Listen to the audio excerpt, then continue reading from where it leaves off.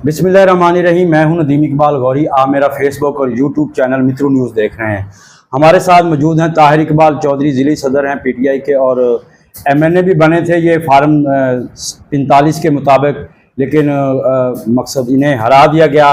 Farm 47 में तहमीना दुल्ताना को जिता दिया गया। आज हमारे दफ्तर में मौजूद हैं। हम इनसे पूछते हैं कि चौधरी साहब, मौजूदा जो सूरत हाल आप सियासत को किस तरफ जाता देख रहे हैं? हाँ जी, बिस्मिल्लाहिर्रहमानिर्रहीम। देखें, जो मुल्की सियासत है उसको अगर देखा जाए तो जब से रजीम चेंज हुआ है, और जिस तरह इमरान खान साहब ने कहा था कि एक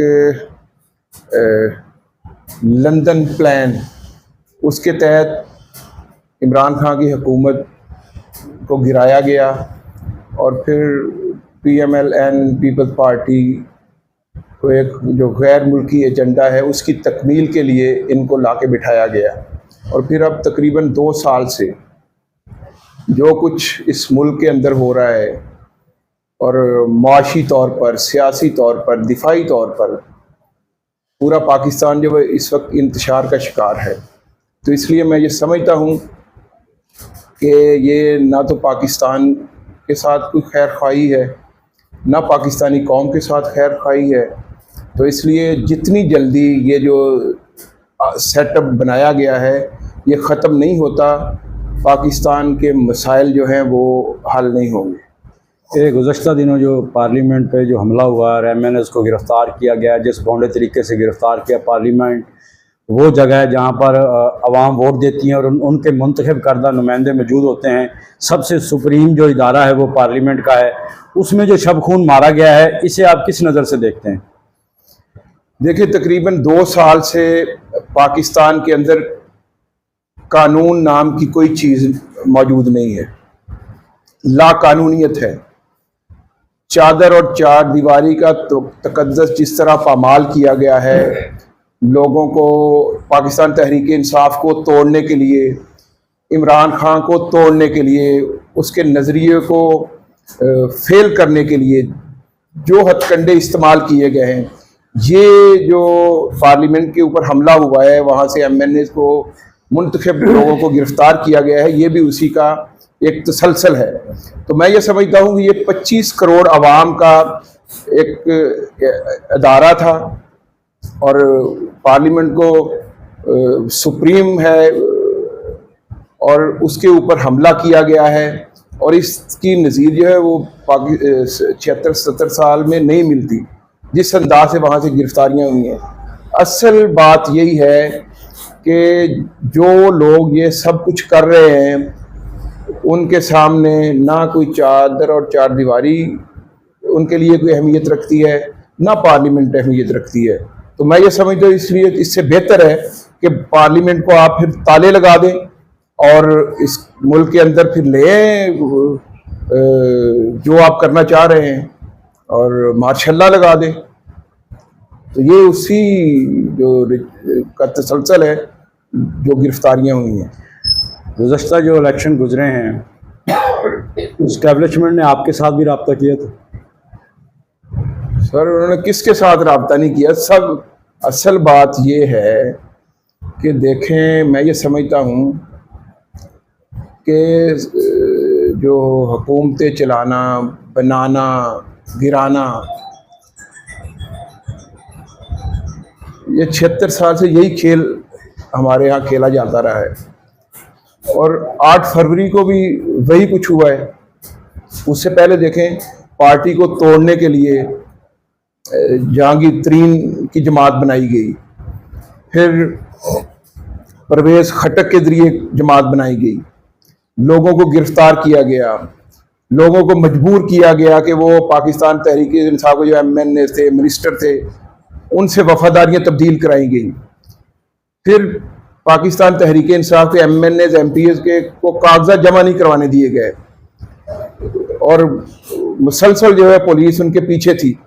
इसके बावजूद जब 8 फरवरी को पूरी पाकिस्तानी कौम ने इमरान खान के नज़रिए को वोट दिया, इमरान खान की सोच को वोट दिया, और जबकि हमारे पास तो बल्ले का निशान भी नहीं था, मुख्तलिफ निशानात थे।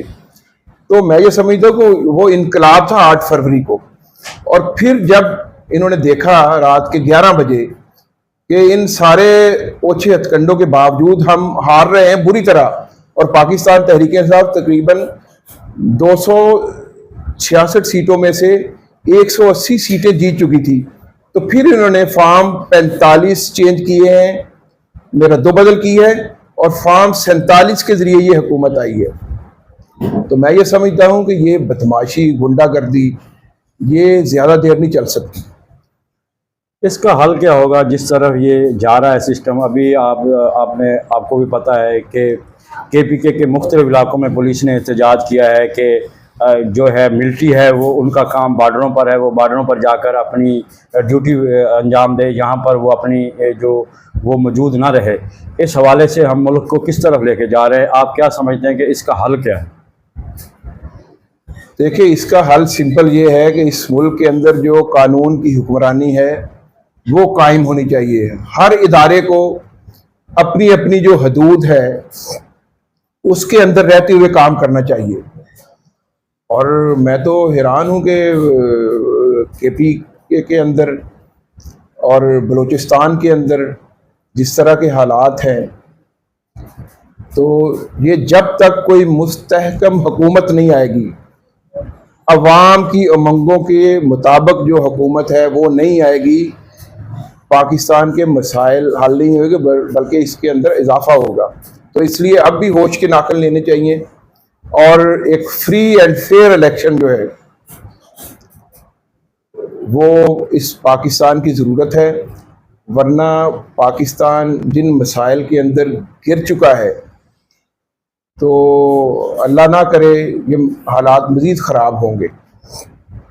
तो इसलिए एक फ्री एंड फेयर इलेक्शन होना चाहिए, या फिर जो 8 फरवरी का अवामी मैंडेट है जो चोरी किया गया है, वो जब तक आप वापस नहीं करते उस वक्त तक पाकिस्तान के हालात ठीक नहीं हो सकते, आपकी मईशत ठीक नहीं हो सकती।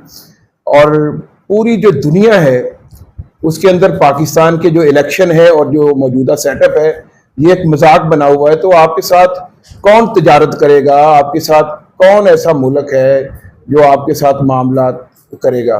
तो इसलिए पाकिस्तान के हालात को ठीक करने के लिए वाहिद हल ये है कि अवाम की जो तर्जमान लोग हैं जिनके ऊपर पाकिस्तानी कौम ने एतमाद किया है, वो जब तक हुकूमत में नहीं आएगी मसाइल बढ़ते जाएंगे, कम नहीं होंगे। बहुत शुक्रिया। ये थे ताहिर इकबाल चौधरी, ज़िले सदर हैं पाकिस्तान तहरीक इंसाफ के। इनका यही कहना है कि अगर आपने मुल्क को स्टेबल की तरफ लाना है, मुल्क को बेहतरी की तरफ लाना है, तो उसमें या तो नया इलेक्शन फ्री एंड फेयर, या वो इलेक्शन जो 8 फरवरी को हुआ था उसके नताइज का सही तरीके से ऐलान किया जाए, ताकि PTI के वो अरकान असम्बली जिनको अवाम ने वोट दिए वो मुंतखब होकर मुल्क व कौम की तकदीर बदल सकें।